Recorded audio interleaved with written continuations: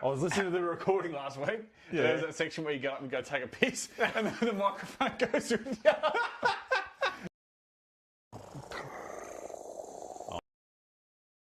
Hello, everyone. Welcome to this week's edition to the Panic Traders. What are we, round 6? Round 5? Round 6, yeah. Round 6? Fantastic. A few things to go through today. We're going to talk about our teams, how we went through the week, what trades we made, if we're happy with them, our captains, vice-captains, persons of interest. Yeah. Eric's Inquiries, very popular segment coming up. Getting a lot of feedback in the comment section. In the comment section from that. Yeah, it's a good one. Cameron's segment, The Pursuit of Consistency. We're going to see who are the players you want, who's really putting themselves in that category. This segment's, just real quickly, just a little head, it's really coming together, and I think we'll see why this week. Ooh, so, yeah. Excited. Yeah. And, you know, our plans for the upcoming round, what trades we're looking to make.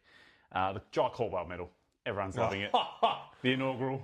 It's so hard. I feel for people that any other competition that does something with 3-2-1 votes, because the first two games go by and I've got me 3 votes locked up. And then it changes the next 2 games later, so it's great. So we'll see how that goes. Who's cucking us? The 10 to 1,000, we'll revisit that. Ooh. What a big week it's been. Cameron, get me started with your team, please, my boy. Yeah. The score. Scores. So for this week, I had real poor to start with, and I want to thank goodness for Sunday, because I had 6 players left, including my captain. They all got over a ton, which got me to a safer score of 2-2-1-1. Wow, where does that put you in percentage, like question without So that gets me to crack the top 10% now. So I've slowly gone up 2 or 3% in the last 3 rounds. Yeah, cool. It's what you want, baby. Yeah. Yourself, how did you go? How did you wrap it up this week? Well, sadly, by the sounds of that, if you got the 2-2-1-1, I'm a big bottom this week with 2-1-6-6. Really? Yeah, really down week for me. In a couple of primos let me down. Yeah. Rookies kind of underperforming. Yep. So Eric's the bottom this week. We'll touch on your bottoms, why you're bottom. That's interesting. I think the score now is, I got 2, there's a draw. I think you might have 2 or 3. I think it might be 2-1-2. Okay, yeah. Well, it'll be up there for the viewers. But yeah, okay. Anyway. A bit more even than I thought. But anyway, yeah, that was a top 25% score for the week, which is, you know, I'm not writing home about it. No, it's not terrible. And I dropped to like 2,000 ranks, so I think I'm top 4%. That's still pretty good. Considering it's a bad score, it's actually not a bad score, if that makes sense. Yeah. It's not like a 1900. Yeah. I'll go with my team then, the top 10. What went well, what didn't. So, bang! There it is. Wow. Yeah. Backline. We'll start, the trades that I made, just the differences from the previous week. So, my man Caldwell, the medal, and that's even the medal's named after, he had to come out, 155 BE. Ooh. So he came out with a few of the injuries, like Robertson and Lucusius. Mm-hmm. In came, I can't remember off the top of my head, Rochelle, hello, and a few little rookies like Perez and, who's the other main rookie that everyone got? You got like Goblin? Oh, he got dropped. No. Who was the other one in my team? Did you go early on Anderson? Maybe I didn't boost then. Maybe I just did a 2. That doesn't sound right though. You'll think about it and you'll tell me. Yeah, okay. So I'll run through my team. Yep. Sinclair did what he does every week, 119. Happy with that. Short, 110. So he's going on this up and down round of over 100s and then 60s. But the game suited him, and his counterpart Banks, who takes a lot of his points, has the exact same role on the other side of the ground. Yep. Went down the first 3 minutes of the game with a shoulder. Not great. So once that happened, I knew he was in for the ton. That was great. McCarthy, who dodged my trade because of the injuries. Ooh. Got his high score for the season, 117. Fantastic. Another 28 disposal game. So he's back-to-back 28 disposal games, but went a 60 and 117. So very different and not very consistent. Did you watch the game? You have an eye test? Yeah, did. No, he looked good. Intercepts. He had, I think, 11 intercepts for the game. Oh, that's huge. So they're playing half back. It's where his role should be for the rest of the season. Don't put him anywhere else. Don't put him on the wing. Leave him there. So he stays a couple more weeks in my team. Windhager. I have something to talk about. Right, stats. So I have to follow the stats throughout the game. I'll have to know how much that handball was. You know, Bonk gets a handball, he's on 12. Windhager gets a handball, he's on 1. Right. But there's sometimes when they put stats in the wrong person. Like, so for instance, at one stage, Windhager's on 20, and they added in a kick that was a clanger, but it wasn't him. He didn't do it. So he lost 5 points, went to 15. Ooh. They then realise, he didn't do that kick. So they take the stat off him, points don't come back. And then you would assume that this points at quarter time, the end of the game, get rejigged. Sometimes they forget about it and never came back. He never got those points back. So he just lost 5 points throughout the game for a clanger that wasn't his. That's frustrating. And that happens every now and then, but it's not perfect. Houston. I don't want to take up too much time talking about my team, but Houston, I messaged you at 3/4 time saying, biggest trap of all time. I think something's changed here. The way Collingwood played in that last quarter, if you remember back to when round 1 and 0 were going, Collingwood played a kicked mark game. Houston had 12 marks every game. Josh Dacos was getting a lot of marks, if we can recall back then. They brought that gameplay back in the last quarter. Houston had 6 marks and 9 touches, got 37 or 39 points in that last quarter. He'd have a big last quarter. So I think they're going to run with that gameplay, and I think he's okay. I think everyone's stressing about him, but if they play that way, Houston is one of their key players. I agree. That watching the game, that game style switch, at the start of the fourth quarter, was magic. And he actually had it it looked like an influence. It wasn't just running around being a donkey. Correct. He wasn't doing the sideways kicks just for points either. So as an owner, you're hoping for that game style. I think so. You would hope that they run forward with that game style. In came Farrow as well last week, so he got a 61. Oh, yes. I might touch on Eston's game later, so I won't dive too long to that. Lindsay Perez. Perez on the bench did what he needed to. In the game, I watched part of the game. He has moments where he'd run that chase down tackles, so I think he holds his spot for his pressure, which is concerning, but if just where he is in the team. Well, they have a couple come back. I think Sicily's suspended, and then who's the other one? Grimshaw? Did Sicily get suspended in that game? I think so. Ooh. So he might survive another week or two with Sicily out. Okay. But then we'll see how you look when that's the thing. B. Smith, Butters.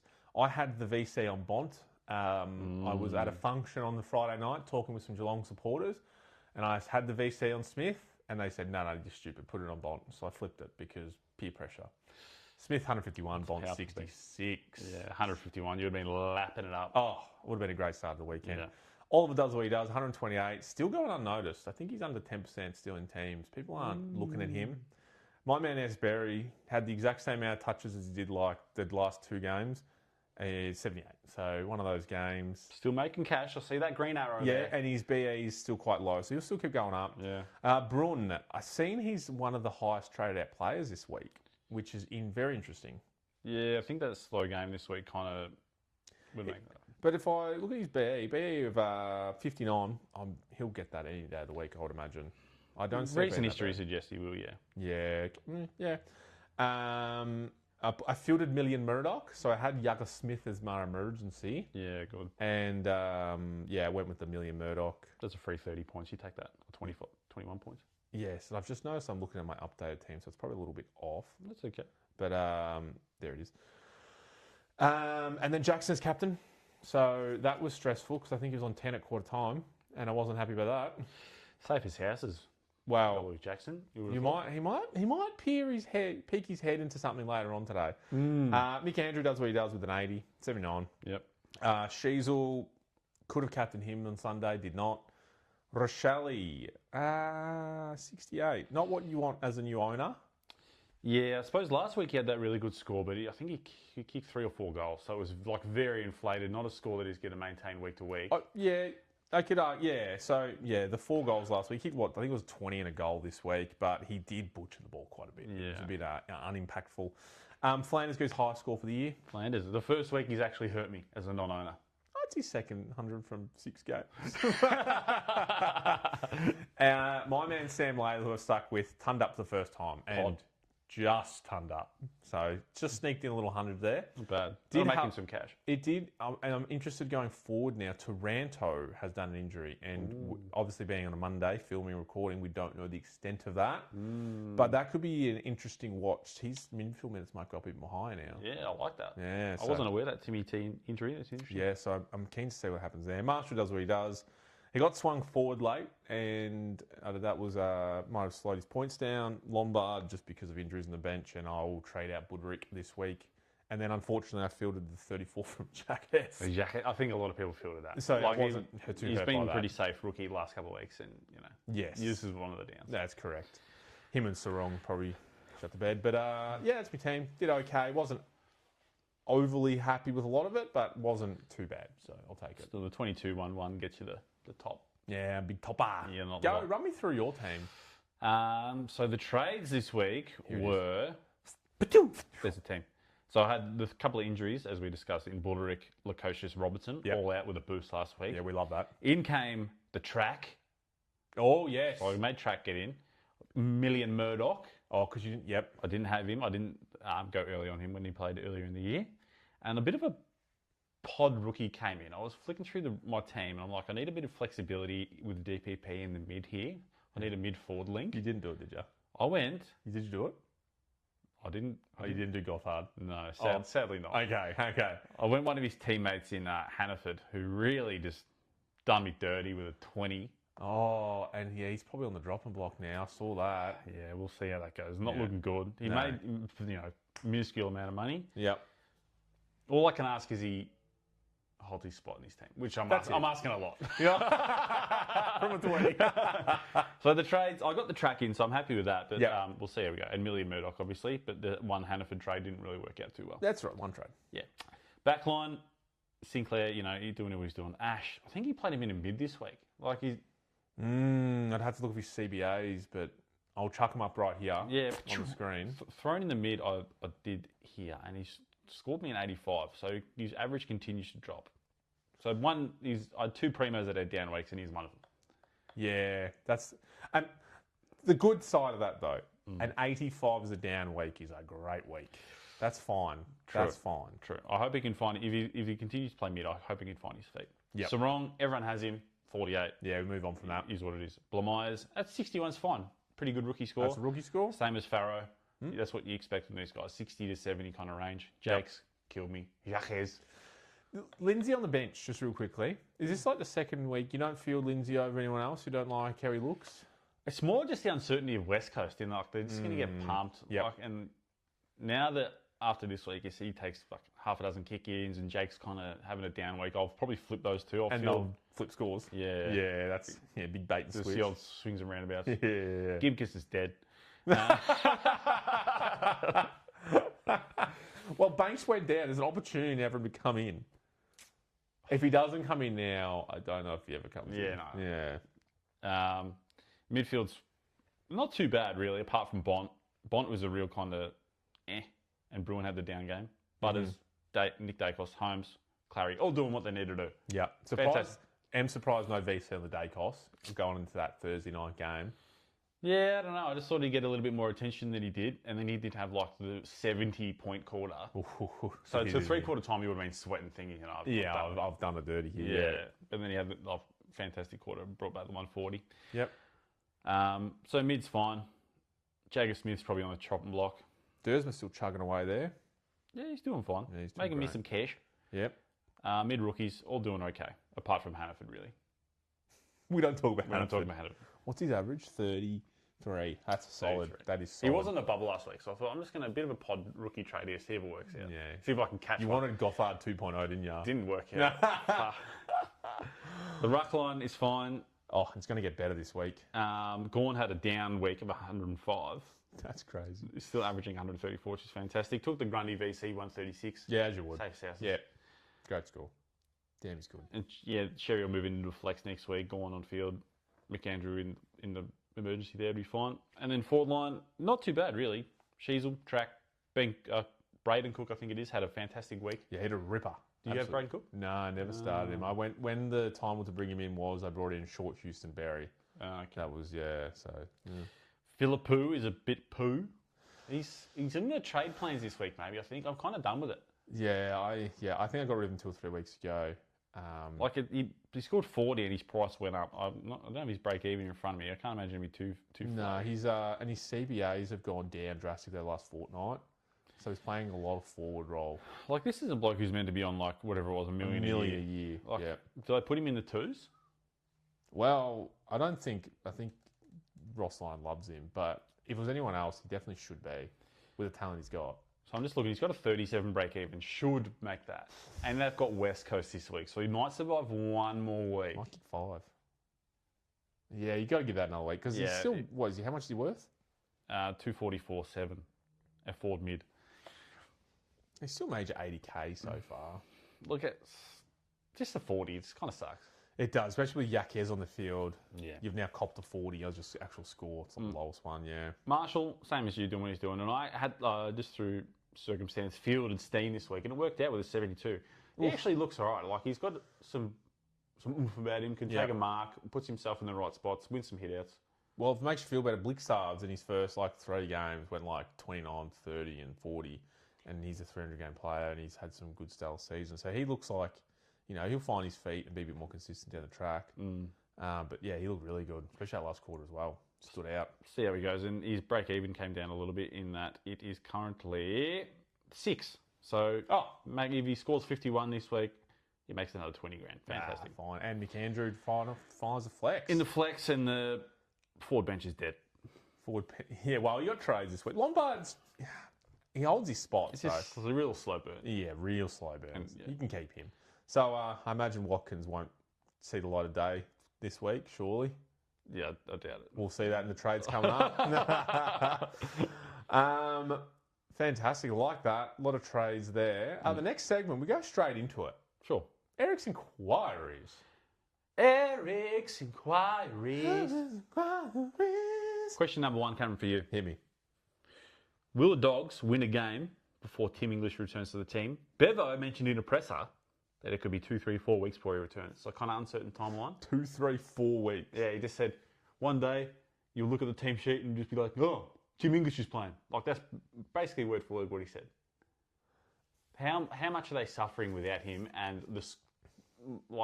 the team scores? Like, all those mids, they're suffering without an actual ruckman there. Yep.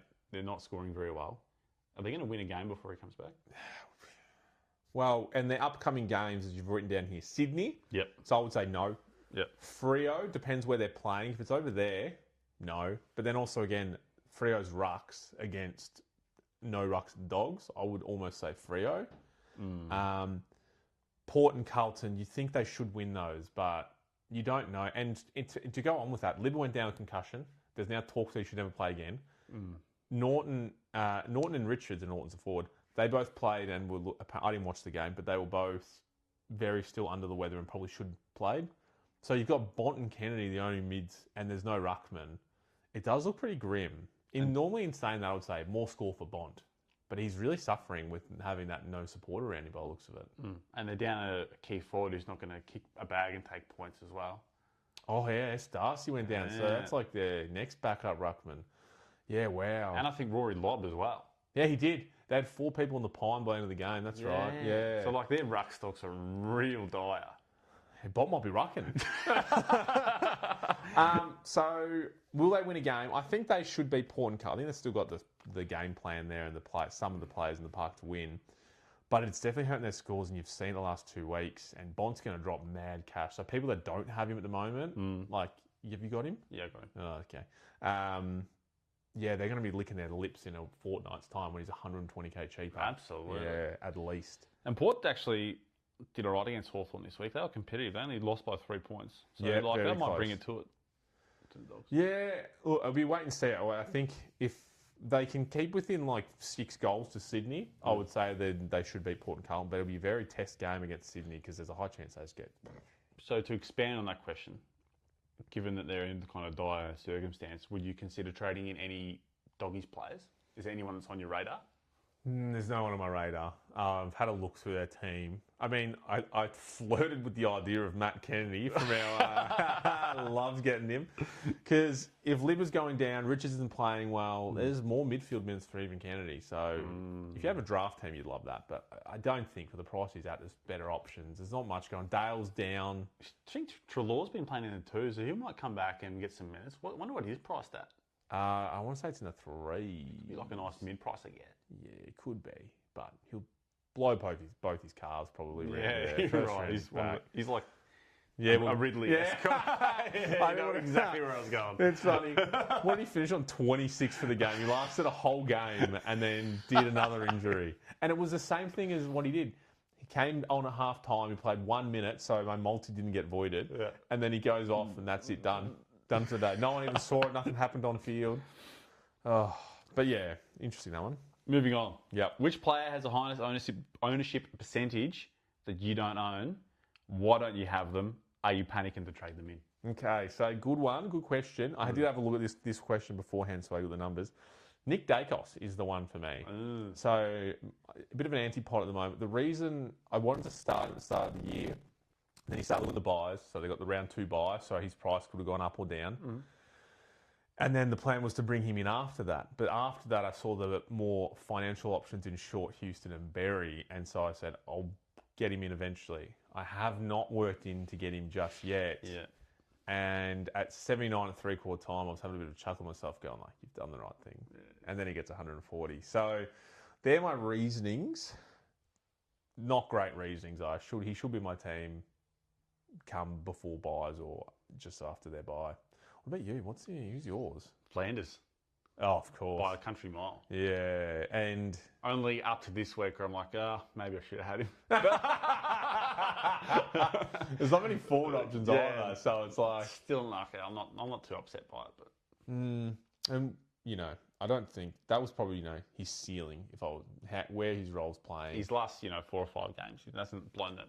He has been getting moved around a bit. He's played a little bit off the half back, so that was what he was doing at Gold Coast that year when he had those massive scores. He was consistent, getting like 40 touches. Yeah, so if they keep that going, who knows? Very good. And we've got I see it says QWN. Question without notice. Yes, of course. This might be a hard one to think through, just given the situation, the question without notice. So there's 3 kind of, I'm going to call it at the moment, fallen primos. They've lost a lot of cash. They're underperforming. I want to know which of the 3 is most likely to make your team. Okay. Yeah, that's a good question. Hugh McCluggage, who is currently 542,000, averaging 50. His price is still plummeting. Hey, you said 540. Was he in the 600s? Yeah, he's lost 100 grand this week. But he sadly did not make the 280 break even, and I think his break even is again 180. Wow. You're going to pick him up under 500. Easily. Under 500. Easily. Wow. So he's option 1. At 475,000, averaging 85, you got Josh Dunkley, one of his teammates. Okay, averaging 85. Yeah. Okay. And then at 516,000, averaging 87, you got Andy Brayshaw. These are 3 primos last year. You would have been stoked to have them in your side. Yeah, yeah. And you probably had 2 of them, 2 of the 3 in your side. If not 3. Yeah. Yeah. Now they're all kind of on the downer. If next week I'm making you trade one of these guys in, which one is it going to be? If it had to be next week, okay, so I worked through this. I watched Brayshaw play. Young came into that team and took a bit more centre bounces. They got Murphy Reid going through there. Even Sarong's score was impacted. They had a lot of, and I don't know if Brayshaw's in their top 4 mids at the moment, just as in through the coach's mind. Maybe that was just against West Coast. They wanted to try new things, like play some of the younger kids in the midfield. But if that's a trend going forward, I'd be very concerned if I was a Brayshaw. So he's just an absolute no for me at the moment. And considering he was an absolute primo last year. Yeah, wasn't he like it was Players Association, like MVP, whatever it is? Yeah, he was up there, for sure, yeah. So for me, I wouldn't touch him. You'd have to see another month or 2 months of work. So he might be a mid-season pickup. Yeah. Dunkley, I've caught a bit of the game against Melbourne. I think I was looking at this stat about second stoppages. So, there's a stoppage and then there's another stoppage straight after. Those are almost eradicated from the game. And that was Dunkley's bread and butter. Stoppage. Tackle pressure. Tackles and handballs. That's gone. And I think half his game's gone because of it. So, and that might be another reason to Brayshaw and a few other players that, these tackle beasts and these, contested clearance winners, it's not that kind of game at the moment with these new adjustment of the rules. So he would also be a no. Hugh McCluggage is the one. He scored, a 70-odd this game? It wasn't good either. I don't think it was and that I did pose the question to you, at what point is a primo not considered a primo? So it kind of banters off this question. Yeah. If he was to do that again next week, am I even trying to consider him? Am I just going, he's done for the year? Something's not right? Maybe. Hugh McCluggage scored 50 this week. Yeah, see... 185 break even, projected to score 84 and drop another 45 grand. 45. So he will be under 500 by come next week, most likely. Most likely. Oh, it's definitely for consideration. If he tons up this week, and his role gets more solidified on what's actually going up at Brisbane, because your man Bailey got a 50 odd as well. Yeah, I did have him on the radar last week, didn't he? The versus Vidrish segment, and I had my eye on that, and he did drop. So a bit going on at Brisbane there. So Hugh McCluggage would be the one out of those three, but I don't even know if I'd bring him in next week. You'd have to show a lot, the game coming. For yourself, what's your pecking order there?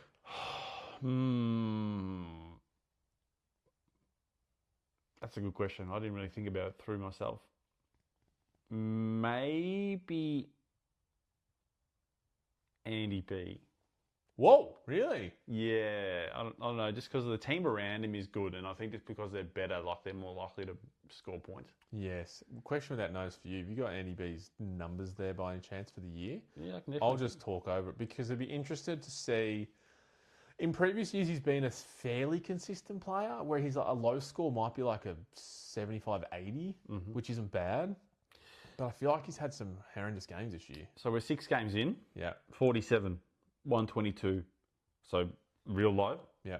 Decent. Very good. 95. Middle. 120. Up. 73 down. 65 down. So he's had 2 scores over 100. 2 scores over 100 and they're 120s. I don't think I'd be considering him. And considering Young just came back into the team. And they love Young. 4% owned too. So if you're one of those four people that got him in the pod, you're kind of... one of my mates brought him in this week and he copped that up against West Coast. Bummer. He had Zerrett in. He got 145 and quickly traded him out right before the game to put in Brayshaw. Oh, that was a good move. I would be very happy with that one. Sorry about that, bud. It's like that stings, man. Well, the fixture coming up, that's Freo's fixture, Carlton Doggies, Hawthorn, Essendon, St Kilda. Like, there's a scope for some points there. Yeah, I mean, yeah. I wouldn't risk it. They got, like... What's his break even to? Is he going to drop more? Yeah, that's a great question. Break even, he's 171. So if he meets his projected 92, he's dropping 35 grand, and you're picking him up for a cool 485. Damn. Yeah. Wow. So there's 3 big form primos. What score? So say he got the 92, was it 92 projected? 92, yeah. And he did drop to that price. Yeah. Is that enough for you to bring him into your team? Oh, 100%. After all the scores he's dished up this year, you still consider that a get? Yeah, but like if like sideways, someone like a Tanner Bruin to an Andy B, I'm happy with that. That's a great idea. I'd say, yeah, okay, I wasn't thinking that. Because I got money in the bank. So at the moment I'm sitting 140 grand. Tanner's at 380. Like that's an easy sideways for me. Just hearing those numbers, Tanner's probably averaging more than Brayshaw. I would imagine so. Very close, 85. Yeah. That's crazy. Yeah, great question. I like that. I think the Hugh McCluggage and Brayshaw, maybe not so much Dunkley, but other people's radars coming up. Yeah, that's interesting about that point you raised about the game style change, how it affects his points. It never even crossed my mind. That's why Caldwell's game's been affected. I know it sounds humorous. Okay. I know that sounds humorous, and it is. But, Essendon changed their game style and had a very tackling pressure game, and he played a lot better this week. Highest score when I traded him out. That was Eric's inquiries. Thanks for coming along on that adventure. No, that was good. We'll go into the pursuit of consistency again, as we always do. Top 3 players averaging over 100 or scores over 100 that are the most tightest scoring ring. So it's all very close. Last week, I don't know if you remember who was in last week. I'll run you through it if you'd like. I don't remember. Al Jackson was number 3. I do remember Wilkie. Callum Wilkie number 2. LDU number 1. Yep. So those ones came through. Gorn's still not in there. He's now got 105. So he's over 100, but he's just got that big group. And so you might rein that in going forward. So number 3 after a stellar game on the weekend. Callum Wilkie, still number 3. He's got 140. So they can't just spread it out a little bit, I think. Spread those cheeks out it's a little bit more, and the scoring range is a bit wider for that. But he's up there. Number 2, from spot number 3 last week, comes in Al Jackson with another 125. Safest house, as I mentioned before, and you did allude to he might be raising his head. So here he is. Not bad. Yeah, Mason Cox in the team too, so different look as well. And Mason Cox actually played all right. So... No, don't hear me out. I think he'll be a watch this week. He might be a side cucking watch for me, just to see how he goes. Yeah. Imagine getting cucked by Mason Cox. Oh, he's a big boy. And number 1, for the third week in a row, LDU, with another 130, 125 or whatever it was. He is so far the most consistent player in the league, and he has a very minimal picked in teams rate. And you would assume it'd go up, but I feel like there's a lot of super coaches that have been burnt by him in the past that are probably very sceptical of LDU. Look, in every part, the must-have primo. I don't mind it. Oh, yeah. And he had a lower disposal game. I think it was 19 touches and still got his 120 odd. That's what you want. Just brought up Cal Wilkie too. Yep. Question without notice. What do you think his ownership percentage I looked it up because he's in my person of interest. 2.7%. That's crazy low. And he's the third, like he's D3 at the moment, 115.8 average. I wanted to bring him in last week, but I already have 3 St Kilda players, and I thought, it'd be silly. He's got to not play as well. And then I watched him very closely on the weekend. I wish I did. He looks so good. And once Nasiah Wanganeen-Miller starts playing properly again, will that impact him? I'm not sure, but at the moment, he is one of the top defenders out there. Naz has kind of dropped it off a bit too. So he just scored a 70, down another 60. Oh, he's down 60 grand total, another 17 grand this week. And he'll go down more, got a high BE. So he's still 30% owned, so a lot of people kind of not thrilled about that. I'm glad, though. It's burned a lot of people. It's like those, you don't have him and you just watch him going, hate watching. But that's Cameron's consistency cohort. It's now the same people for 2 weeks. It's a flipping 3 and 2. So yeah, that's good. You'd be pretty happy. I've got one of the 3. Have you got any of the 3? I don't have any. Ooh. If I was to get one, it would probably be LDU. And he's still a very affordable price for those wondering. Absolutely. $5.80, I believe. Yeah. So that is Cameron's consistency cohort. Following that every week, you probably should start moving some of those players in, because especially those, LDU has shown it now for about a month that he is not willing to go below 105. Correct. So get him in. Get him in. Fantastic segment. Thank No, thank you. That's a few little stats there. Yeah. You go. Sorry. Where do we move to from here, my boy? You want to jump into the people of interest? Persons of interest? Persons of interest, Okay, sorry. take me away. Who's the first one on your mind? Well, you've got the first one written down here. Okay. Would you like me to start? Bond. Run away with it.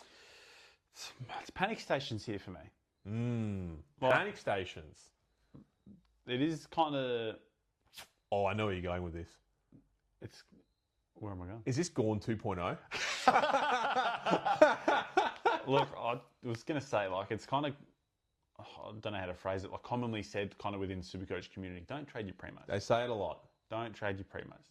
But gee whiz, I'm close to trading this primo. Hence the question I imagine from earlier around the doggies and Bont's scoring. Yeah, just kind of inspired that question a little bit. So last 2 games, 84 and 66. Yeah. Not great. That 66 is going to be in his price cycle for 2 more games, or he's going to drop a bunch of cash. Lost 51 grand this week. 238 projected. Oh, sorry, break even. If there's any player in the league who can do it, it might be Bont. Yeah, but projected to lose another 50 with 123, with a projected score of 123 against Sydney, which is going to be a hard matchup this week. With all the injuries, he's most likely going to cop a tag. Correct. Or something like James Jordan. You tag Bont, the team's done. Yeah. Panic stations for me. Okay, so when I read this originally, I just kind of laughed it off, but I didn't really think about Eric and his ability to trade 650k players out of his team. Because when you're saying, just for the people listening, you're saying panic as in, I'm going to trade him out with the intention of trading him back in maybe a month or 2 months' time when his price is now 200k lower. That's the plan. Because he will be a primo by the end of the year, is what you're imagining. Yeah. Or you're not saying that. You don't think he will be. I think he will be. He should be in your team at the end of the year. Like, he's going to be comfortably top 10 mid, you hope. He's just had a couple of down weeks. His team's kind of having a bit of misfortune. So he's around 650 now. Is that what I saw? Yeah, 650. So do you go early on the trade out and kind of try and save yourself, around 100 grand worth of pain?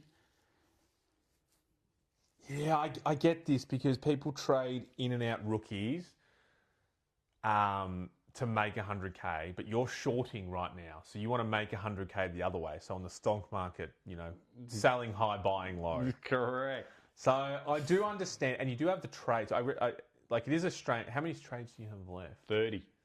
So you got quite a few still left. It's more than a lot of people in the 20s. So it's not undoable. I wouldn't do it myself, but because I want to set and forget and not have to worry about it. But I can understand someone getting turned on by it. So he's kind of like hypothetical situation. So you got Bont at 648. What if I was to like kind of sideways Bont to an LDU, right, who's 70 grand lower? I'm not only like I'm making that 70 grand to put elsewhere into another player. I'm not losing 100. And then it's going to go past each other. Yeah, no, I get that. Do it. That's where I am with that.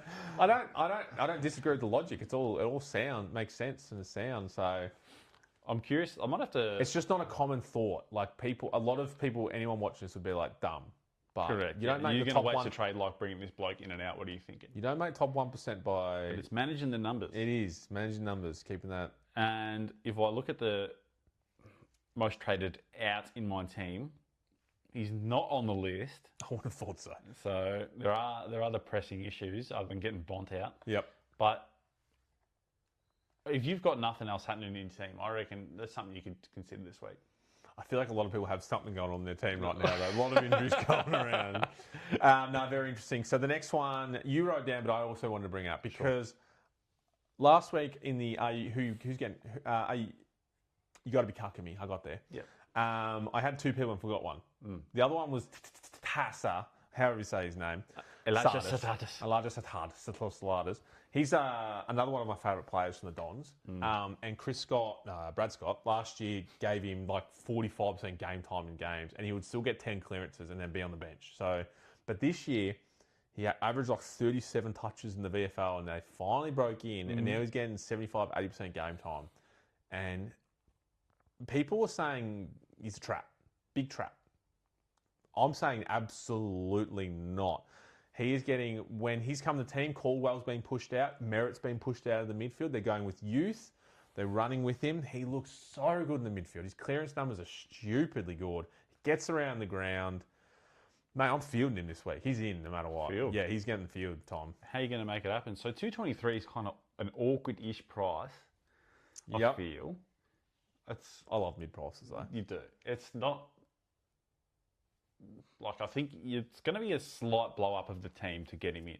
So last week your concern was he got an 80-odd in a big win. This week he got 100 in a loss.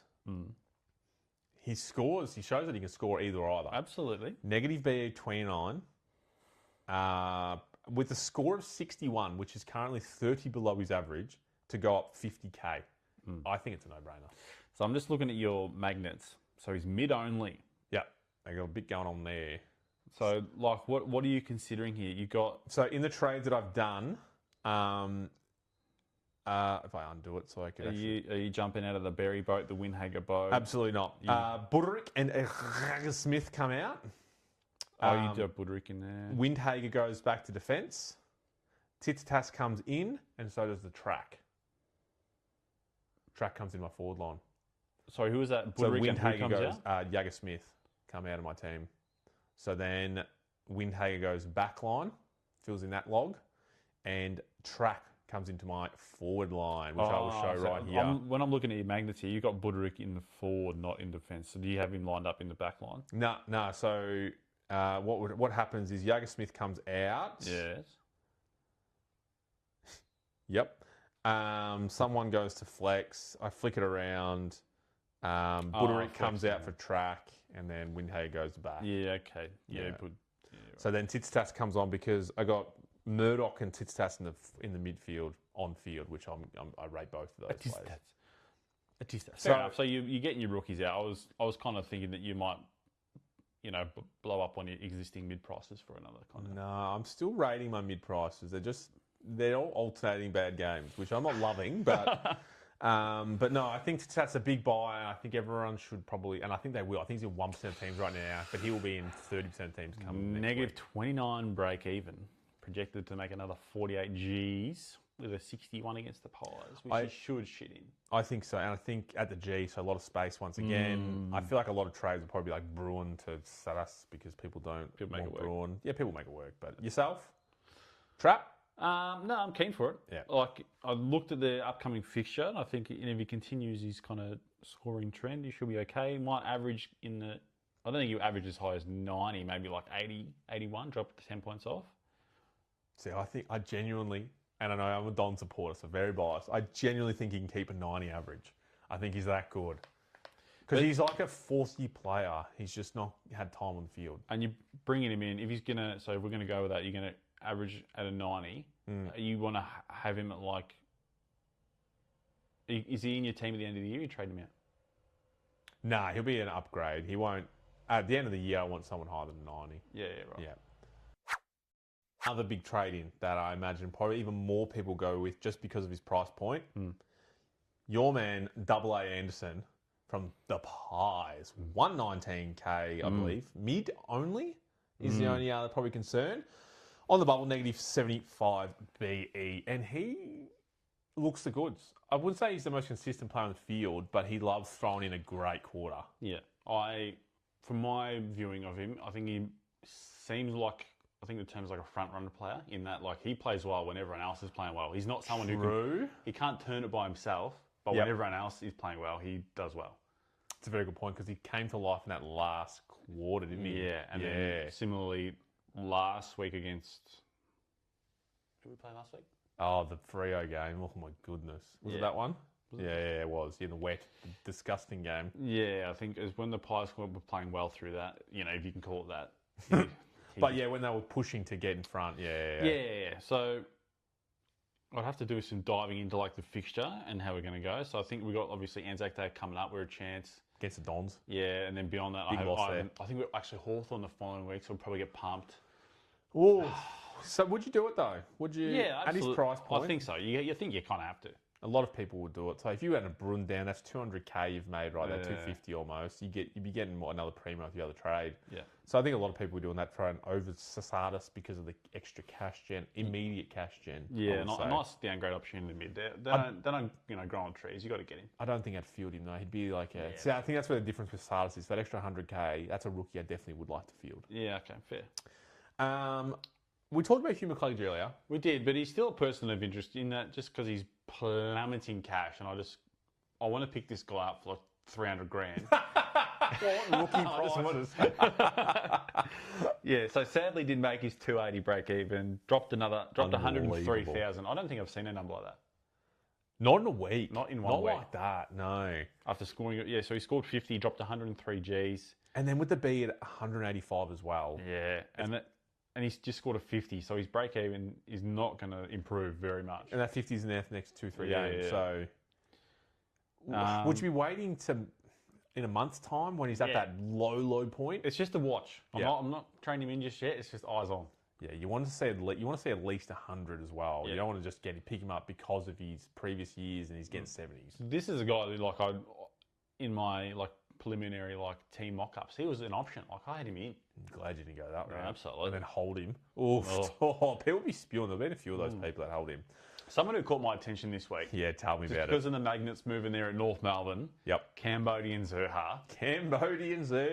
315k forward only. Yep. -7 break even. So big score this week. He scored 140. Played in the back line. Yeah, and played well. Dominated. Did you see part of this game? No. He was taking contested marks. It was, I guess he's been part of a forward line for 10 years now that has always struggled. And you see glimpses of how good he is. And Alistair Clark's may have done the move of the year. It was against Richmond, so we have to take that with a grain of salt. True. But if he can follow that up next week, he'll be in everyone's team come the week after. Because it was good. I'm going one step further than that. Okay, if he gets named backline this week, he's straight into my team. Really? I'm going early. You know question without notice. Yeah. Who are they playing? North Melbourne. Oh, that is a question without notice, but easily done. North Melbourne are playing GWS in Canberra. Winnable game. Could be a wetter game too in Canberra. It's a bit cold up there sometimes this time of year. He did play very well. It was under the roof and it was against Richmond. Will GWS and other teams bomb it as much as Richmond down the line? I would say probably not. Valid. So it is something to watch. I'm not expecting 140, but I reckon I could comfortably get a ton out of him. So and I'd be stoked with that. So are you thinking at 315 keeper? This I is a reckon question. At 315, I think he could be like an F6 option for sure. Oh wow! Okay, yeah, right. Just okay. like that's obviously with this like landscape of the forward line, like the slim pickings there. I think if you have him at F6 and he continues to have the role that he demonstrated in the week just gone, happy days. What do you reckon F6 average would be by the end of the year then? Maybe 95. You reckon? I reckon it'd be 100 by the end of the season. End of the season. So I'm just looking at Track, Tracy, Sheasel, averages now. Flanders. So 128. 128, that's Track and Shees. Yeah. 119, Aaron Cabin, he's played one done. game. Cal Shadir, 104, he's played one game. Cozzy Pickett, 103. Yeah. Josh Tracy, 102. So he may have to scratch 100, which means he'll need some 110s throughout the next part of the year. But if I scroll down to, what did I say, 90, 95? What was that? That I think Zerha. Oh, yeah. Yeah, so just say, for argument's sake, if he goes 95, that puts him currently, he would slide into F10. And you'd be happy with that. And he makes your money. You've got the option to do it. Yeah, I actually really like it. So if he does go back, if he does get named, I think they will. I think they will trial it again. The only thing is, you can't. Maybe they're struggling to go kick goals next week. Back to forward line, just like that. And then you're stuck with Cam Zerha in your team. Not a known well-scoring Supercoach player. The thing, he's got that -7 break even. So worst case scenario, you trade him in, he gets a 10. You make $5,000 on it. You waste a couple of trades. Yeah, okay. I'm going for it. Okay. No, I'm not against it. I'm not doing it myself. Yeah, okay. But I'll be envious of other players if he goes back-to-back hundreds. I don't think I'll trade him in at all.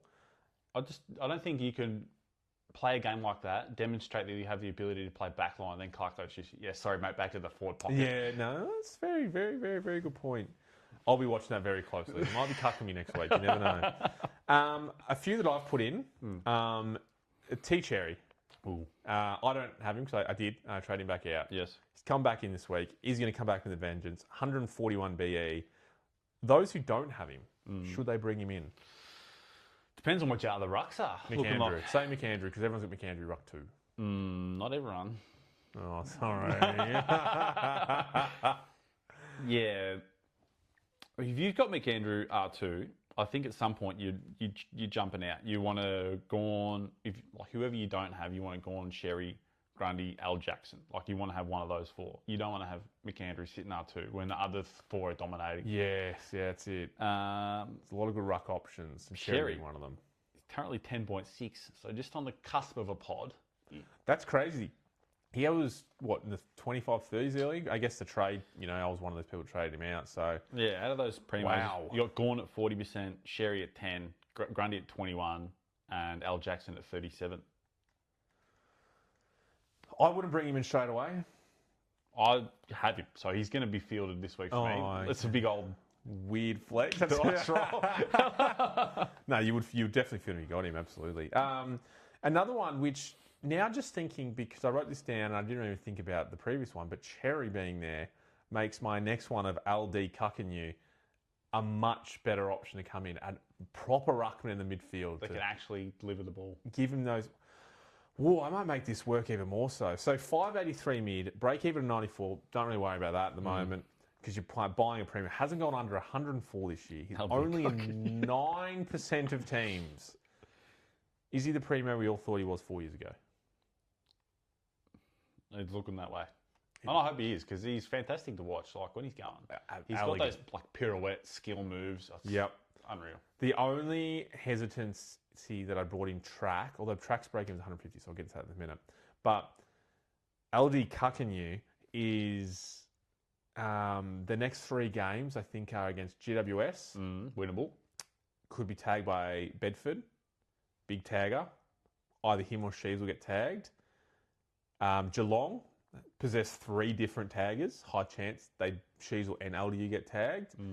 And then Sydney with James Jordan. So him or Sheasel will get tagged. So we are risking it by... I almost would say LDU is more impactful than Sheasel with his touches. He can get half the amount of Sheasley touch. gets a lot more junk. And LDU does a lot more scoring involvement. So with that Cherry information that I've just remembered, I think I'm going to reverse my trades. Track might come out, LDU in, and I will make it work somehow. That could be a dangerous antipod though, the Track. See, so you brought him in last week, and halfway through the third quarter, he kicked his third goal to go 105. Ended the game on 105. He completely disappeared for the last quarter. Not saying that's bad. He's a great player. His break-even's 150, so he's going to come down. So I'm buying him at the peak of his price at the moment, if I was the game this week. So that's the other thing that's flipping on its head. But no, are you going to try and get him in? LD cucking you? Yep. Yeah, I reckon I will. But after I get his teammate Cam Zerha in. You never know. Cherry Zerha, LDU on field. Sheasley Blamir, he's going to have 5 north on field. I better check the buy structure, eh? Yeah, you probably should look into that. Another one that I want to throw at you, we've chatted about him a couple of times already, C. Wilkie. Looking like a real option at D3. I reckon you can go him if you want it. I'd love to get him. As long as you're not overloaded with Saints already. I already am. I've got 3. It's the only option last week I didn't get him. Yeah, and because I got rid of Philippa, at one stage I had 4, so that's way too many. Yeah. But I think I think people should start getting on that. Are people waiting for him to crash? I'm not really sure. So 563, number 3 defender, as you said. So huge there. Only 2.7%. Big pot. You'd be so stoked if you're one of those 2.7. Imagine starting him this year. I would have laughed at someone that had Wilkie in their team to start the year. Another one that you've already got. So I rage traded him. Oh no! 2 weeks ago, I rage traded him. I didn't discuss it. Did Jay Clark? Jai Clark? No, what is that? Jordan Clark. So you told me about rage trade first. I rage traded him after when he got the 50. Yeah, because his break even was like 194 million. I was like, get me out of this pick. Well, he now sits at 524k with a break even of 61. I believe he's one of the most traded in players this week. Can we get a primo mid defender for a bargain? Look, the thing that got me out of the pick was the roller coaster factor. And I'm just looking it up now. Yeah. Bear with me. He's really shown highs and he's shown some big lows this season. So 146 this week. Obviously, you're stoked about that. You're riding. But you've just come off 106, which is fine, but then 152. You don't want that. It was a big rage trade by me. I'm just looking at his scores now. I'm like, gee whiz, that was a dumb trade. I was about to say, wasn't it? 75. Not thrilled. 119. All right. 129. All right. 52. 106. Yeah. 146. Ooh. But over these, like this... It's a big difference. He's not winning the consistency award this year, that's for sure. No. Like, I'd have to look at his kick-in numbers and that. I imagine he would have had to snipe 8 kick-ins this game or something to get this score. No, I watched most of the West Coast game because I had my captain and McCarthy having his, career best game. Yeah. He was just everywhere. He's just racking up in the middle of the ground. Yeah. So, keeping that high pressure up, getting a lot of touches in the centre, playing back. So he got that good score. He's reset his BE to 61. Do I boost again this week? No, I've only got 1 boost left. I shouldn't. I'm just looking at these consistent players. I made that joke. I don't have LDU or Wilkie, and I probably really should make one of those get in. The whole point is to have consistent players. Jackson's, he's almost like a set and forget at this point. So I wouldn't mind another one of those players in my team. LDU might be it. 2 more that I just want to throw in there. High BEs. You got to pick one of them. None of them in your team. Well, one is, but Lockie Ash and NWM have BEs that they both won't get this week, lowering their prices. Who would you pick over? Who would you bring in? You can only have one. Oh, tough question. Ash. Just because they got North this week. Sole reason he's got North. That's but then, the Saints have West Coast. Could be Naz. I don't know. That's a hard one. Naz for 4 goals might be on. That's what we've got. So yeah, I think both those players will probably be in my team at some point, and they're with the high Bs. It could just be the Littles next week. Any other people of interest off the top of your head that you want to speak about? No rookies, no primos. No, just that Ash. I'm just looking at his numbers this week because he did that down week at 85. Yeah, 4 turnovers, kind of not great. It's not bad. A lot of uncontested pill, 25 uncontested. That's standard for him though. Any centre-backs tendencies at the bottom? Top of that list. No? 2? 8. So we did have some time in the middle. Yes. So, like, maybe it's just a... And he had one clearance, like one stoppage How clearance. many metres gained? That's a big chart. 683 metres gained. And he got an 85. I guess they lost to Sydney. 8 marks. Like, it's kind of one of those games that's like, what's happened here? 19 kicks, 10 handballs. I might put that into the category of Supercoach just messed up, like I talk about sometimes. That doesn't seem like an 85. 3 tackles. Game. 3 tackles, maybe a touchdown, I don't know. But no, it's probably more than he averages a game, I would say. So that doesn't make too much sense. It's a weird game. That's a weird game. So I wouldn't be hating on Ash. 114, like, AFL fantasy points. So, like, that ratio, I think, is a bit skew. Yeah, that would suggest these... What was his efficiency real quick? 72. That's average. So, yeah, I don't know about that one. That's weird. I wouldn't look too much into that one. That's just one of those games, I reckon. Yeah, I'm not panicking just yet. 147 break even, like you said, he'll probably unlikely make that. Yep. And drop again, so and then become an option for others that don't have him.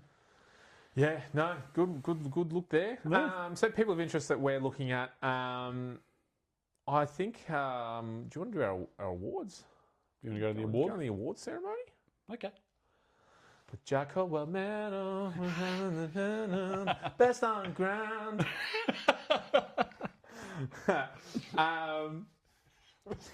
I had an honourable mention. I've now forgotten. I should have written it down. Do you have off the top of your head any honourable mentions that you would love to put through this? No. Okay, well said. I didn't write them down. I had a couple actually.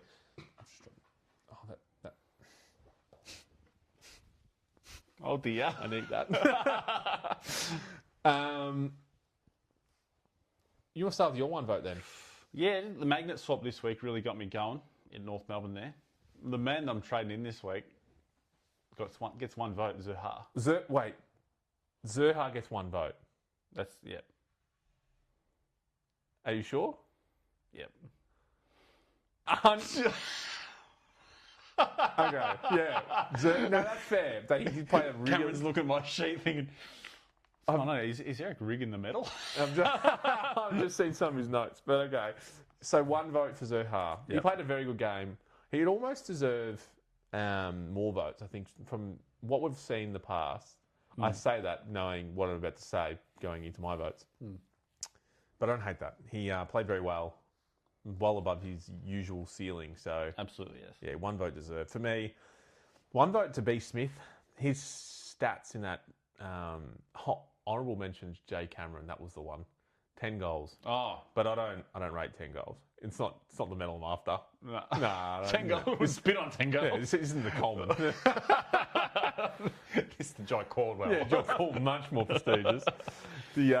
Smith, he played really well. His stats is ridiculous again. He had like 11 clearances, 8 tackles, 6 inside 50s, a goal himself. So yeah, that's love seeing that. So one vote for B. Smith from me. How did your 2 votes go, Eric? My 2 votes is this Mr. Consistency himself in Brodie Grundy. The current leader in our poll at the moment, 2 rounds in. Yeah, 136 this week, dominated. It's like 27 possessions. Like, you're a ruckman. What are you doing, mate? He can go on my honourable mentions also. I didn't say 27 touches. Winning the hit-outs, getting all the touches, tackles. He's doing really well. For me, 2 votes. Yeah, no, that's... I didn't say 27 touches. I'm skipped over that stat line. Wow. For me, 2 votes and Dacos. I think it's probably rude that we haven't even given him a vote yet in this system. And it's basically 2 votes. The reason he doesn't get 3 votes is because he only played 1 quarter of the game, basically. True. It was probably one of the best quarters I've ever seen of a player. But, yeah 2 votes for Nick Dacos there. Yep. So my 3 votes... Let's go for some stats here. Yeah. 20 disposals, 11 kicks, 9 handballs, 2 goals, 1, 7 tackles, 3 marks, 75% efficiency. Say 7 tackles. I did say 7 tackles. Okay. 80% played in the offensive half of the ground. 75% efficiency. 3 turnovers. Sorry, Mike. It's a little bit... it's not great. 2 intercepts. That's fantastic. A lot of contested, 8 contested possessions. Fantastic. Score assists, 1. Score involvements, 8. Wow, this guy... Who are you talking about, Eric? This is fantastic. This guy sounds like a jet. Marks inside 52. What, he does it all. Clearances, 2. What? Oh, inside 56. Oh, what are these stats? Gee whiz, Phoenix Gothard. You get 3 votes this week. Gothard, 3 votes. Wow. This is the best on ground medal, the Jai Caldwell medal. He's now probably sitting second. Those 3 votes. Wowee. Gee whiz. So out of all those, what is the standout stat that you just read to me? Oh. Apart from his name being P. Gothard. That's hard. What is the standout stat? I like the 7 tackles, I think. 7. 7? Yeah. I think it's good.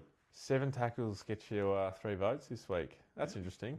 I've just got a thing going. Me and Phoenix, we understand each other. There's a connection. Okay, I've pulled out my phone because after hearing all 3 votes, I want to run through my 3 voters. Okay. 31 touches, 23 kicks, 12 marks, 12, okay. 2 tackles. Oh, 2's a bit low. I had 7. 87% efficiency. Well, it's not bad. He had 4 turnovers, so Ooh, but he had 31 touches, so he had 11 more touches. Okay. He had 16 intercepts.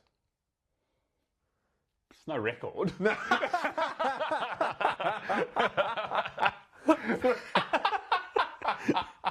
3 contested marks. 9 rebounds, 7 1%ers. So we're talking spoils, smothers. This man does it all. Callum Wilkie, 3 votes. How many kick-ins? How many do you think from his 31 touches? 4. 3. Oh, it was close. Mate, that is huge. Time on ground, 100%. The man did not touch the bench. Didn't even sniff it. That's the kind of player you want on your team. Yeah. Oh, how do I get him in?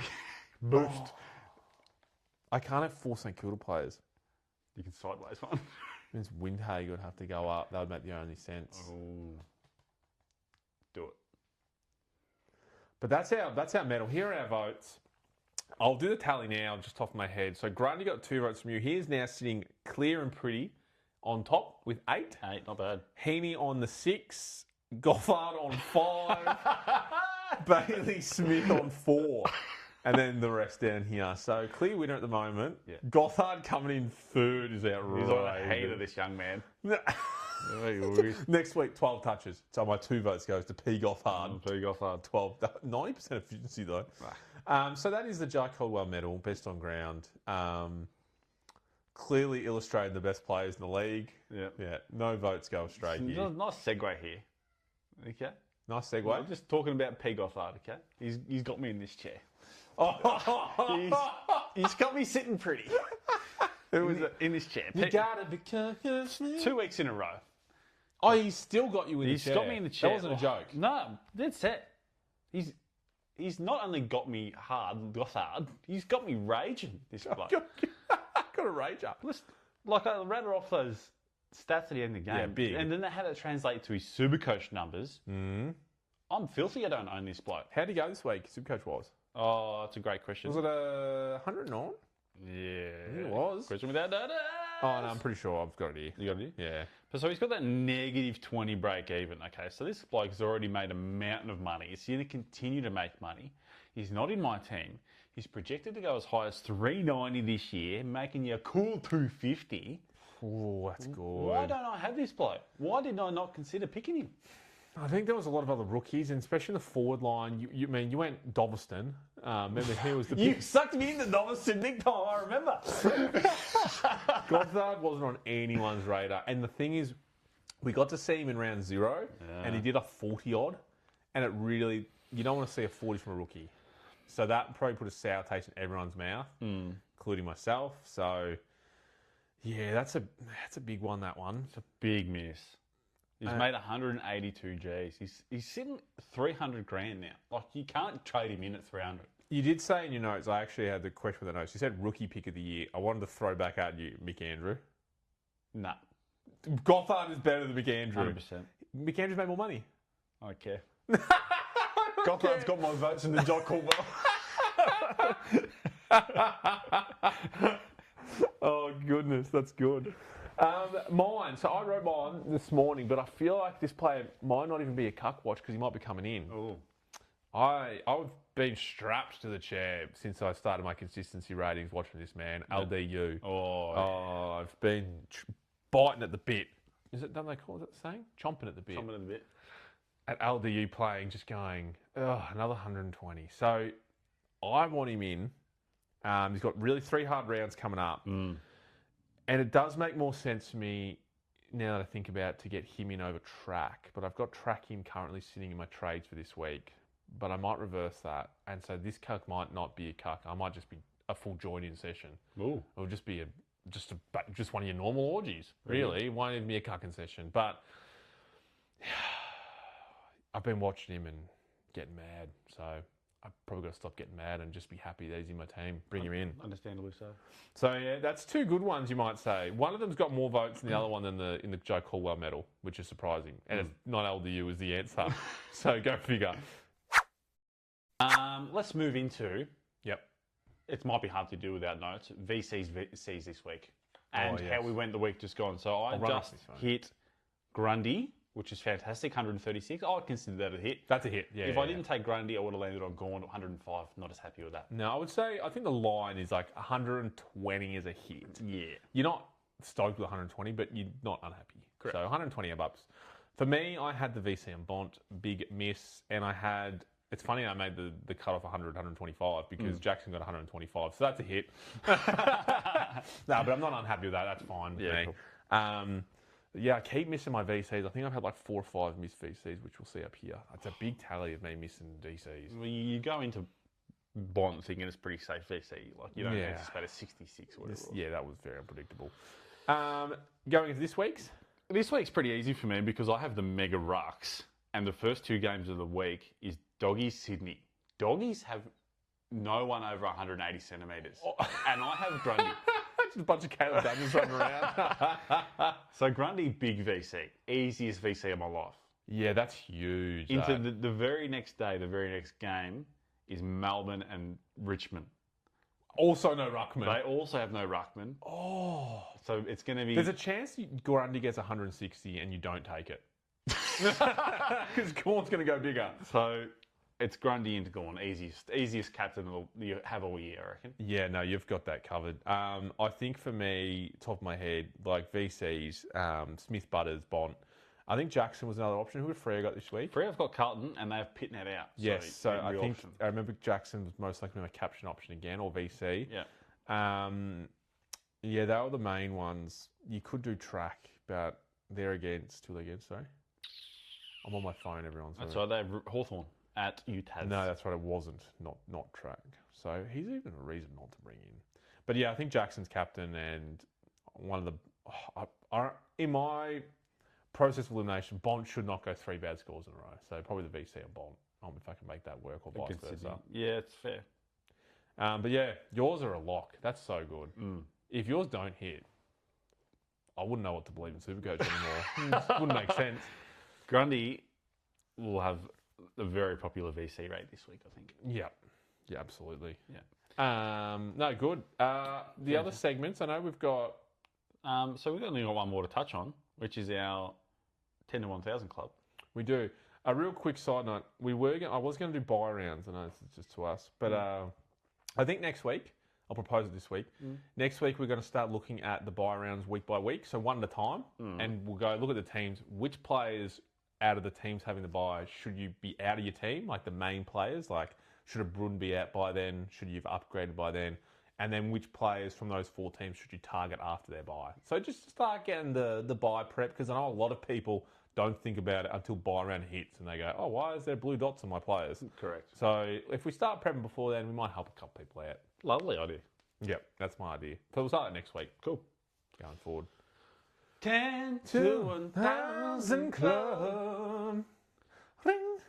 So let's recap on Eric's dog water multi this week. Do you want me to bring up your fat multi? Yeah, you've got it in front of you, so it makes sense. Sadly, we are... Technical issues? Yeah, technical issues, not really. It was just Eric just being kind of slack for a minute before I actually placed the bet. So I think a few legs changed from what we suggested in last week's episode. Very similar, just maybe 1 or 2 dropped. So I think I had West Coast 1 to 39, then that leg dropped out. It wouldn't have won anyway, but it doesn't matter. But you had your Dacos for 2 at 290. Yeah, I think he kicked 1 goal 1, which is kind of sad. Yeah, he did. Bulldogs head to head. I was hopeful. Didn't work out. That 75 points. Might have been. Brody Grundy at 95 was a bit of a tick and flick. $1.09 that was paying. Aliir, 10 marks, 320. I'm pretty sure he had 3 for the game. Look, his average going into that game was 10. So the numbers didn't lie. I was hopeful. Very hopeful on that one. And then we had Rory Ladd at 25, which I thought was a dumb one. But that $1.88 was a tick. Another one, Harry Sheasel, 35 touches. Big tick. Easiest 35 he's ever had in his life. 237 that was paying. That would have been not bad in a little multi there. Yeah, nice. If it actually got up. So, obviously it's early in the week, so I can't put my multi on, but I'll chuck it on the socials, and it will be an absolute winner. Here are my percentages, which have gone up after my decent, my few tickers last week. Eric's gone 50% this week. I think your numbers, you may have been at 41%, so just going off a 50% win rate, it's probably just bumped up a little bit there. But our overall win rate down there, and yes, that's how much we've lost. And just a reminder, chances are you're about to lose. Gamble responsibly. But not this week. This week we're winning. So put it all on. No, gamble responsibly. Have fun with it. So anything else you'd like to touch on this week, Cameron? Yeah, the Bombers play the Pies this week. Anzac Day, big game Saturday. Yeah, big. I think you guys are going, in my mind, you guys are going in favourites, but the betting market does not suggest that. No, I think after Collingwood's last quarter efforts, you guys would be favourites. And I think people, I don't know if Essendon, the majority of people and regular punters would be looking at Essendon as a revamped Essendon over the last 2.5 weeks. We are a different side. We had the moral victory over Gold Coast. Like, I came out of that game feeling great. It's like, I feel great. We almost won that. So, it could go either way. $3.19 you're paying. I'm putting money on that, that's for sure. Gamble responsibly. That's not bad. I might even put it on for that big win. I'm talking Pies can't score. We can defend though. Can defend. So, and we haven't really got a forward line. Who plays on caddy? Billy Frampton. Yeah, true. Dominates him. So yeah, he would. Premiership Frampton. He's actually been playing all right. Yeah, I know. He actually has been. But yeah, that's probably the one that I'm looking forward to. Yourself? Yeah, ditto, man. Look forward to that. And my VC on Thursday night, I look forward to the 308. Oh, that's big. That's another cuck watch for me. I'll just be watching and supporting you, hoping he gets the double ton. We need one of those for the year. Yeah, awesome. No, nothing else? No, my pleasure. Thank you, Cameron. No, thank you very much, Eric. Thank you all for tuning in. Subscribe, like, comment, and we'll see you all next week. Cool. Imagine when you hit record, that'd be fucking annoying.